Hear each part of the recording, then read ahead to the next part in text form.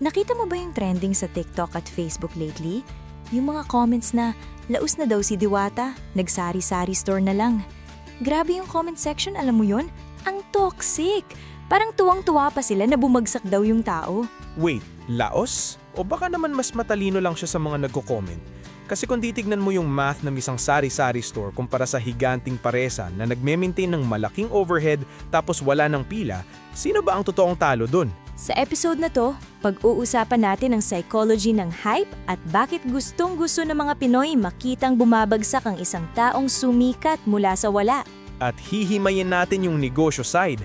Bakit ang pagpipivot pa atras, yung tinatawag nilang downgrade daw, ay minsan yun pa yung pinaka-profitable at pinaka-logical na move na pwede mong gawin para ma-save ang cash flow mo. Welcome to Pera Thoughts! Ako nga pala si Reese. And I'm Migo. At dito, real talk lang tayo about pera, negosyo, at yung mindset na kilala mo para hindi ka malugi at hindi ka lamunin ng sistema. 'Di ba, amigo? Exactly. So let's dive straight into it. Ano ba tong issue na to?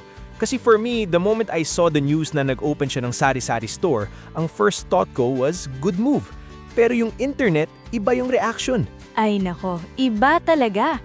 Kasi the internet loves a good underdog story, di ba? Gustong-gusto natin yung galing sa hirap, tapos biglang yayaman, pipilahan. Pero alam mo kung ano pang mas gusto ng internet? Yung makita kang bumagsak pabalik sa dati. It's classic crab mentality.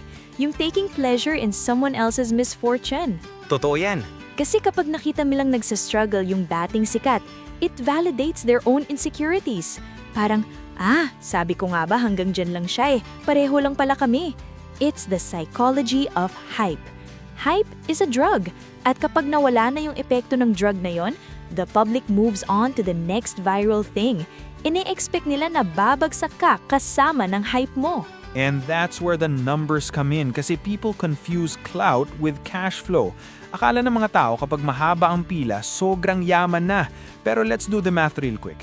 Yung peak ng Pares overload hype, ilang tao yung nakadeploy doon? Ang daming staff. 24/7 ang operation, sandamakmak na raw materials ang kailangan araw-araw. Tapos, ang laki ng pwesto na kailangan i-maintain. Exactly! Ang tawag dyan sa business is overhead cost.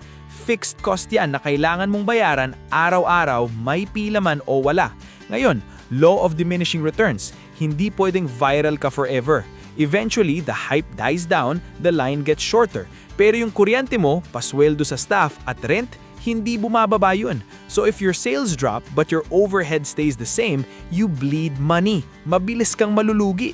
So, para sa mga nagsasabing nag-downgrade siya, hindi nila gets yung reality ng pagninegosyo. Kasi ego yung pinapairal nila. Kung ako yung nandun at nakikita kong pababa na yung trend, why would I keep a sinking ship afloat just for the gram, just for the clout? Right! Ito yung maganda sa move na ginawa niya. Sari-sari store. Some people laugh at it, pero from a systems perspective, it is a highly defensive, low-friction business. Ang liit ng overhead. Wala kang masyadang staff na babayaran. Ang binibenta mo, fast-moving consumer goods. Bigas, delata, kape, shampoo, mga bagay na kailangan ng tao, may hype man o wala. Recession-proof siya. Ganda niyan. Kasi you're shifting from a want or a trend to an essential. Saka you have to commend the mental fortitude, di ba? Ang hirap kayang lunukin ng pride mo. Sanay ka na pinagkakaguluhan ka ng mga vloggers, tapos biglang magtitinda ka ng tingi-tingi. Diyan pumapasok yung survival mindset. Ang totoong entrepreneur, walang pakisasasabihin ng iba basta legal ang ginagawa at nag-uuwi ng pera sa pamilya. Ego is the enemy of your bank account. I agree 100%. Ang daming negosyante na nababaon sa utang kasi ayaw nilang aminin na tapos na yung hype. They keep spending marketing money. They keep their big locations pretending everything is okay. Pero yung cash flow ay negative na pala. By shifting to a smaller, manageable model, nagka-cut ka ng losses. That is a strategic pivot. Hindi siya laos, negosyante siya. Wait lang, bago tayo masyadong manggigil dito, kung nagugustuhan nyo yung ganitong usapan, walang filter, straight to the point na business and mindset talk, make sure to hit that like button and subscribe sa Pera Thoughts. It really helps the channel grow. Yes, please do. Going back, I think ang takeaway dito for anyone listening na may raket or side hustle is you need to know your numbers and you need to know your exit strategy. Kapag pumutok yung negosyo mo, maganda yon.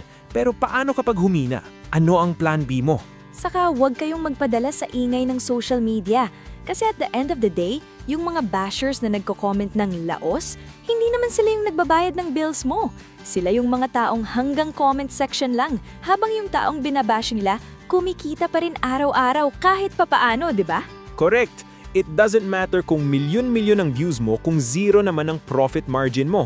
I'd rather have a quiet sari-sari store that gives me a steady 1,000 pesos net income every single day without the stress than a viral restaurant na lugi ng 10,000 pesos a day in operating expenses. It's simple logic. Amen to that.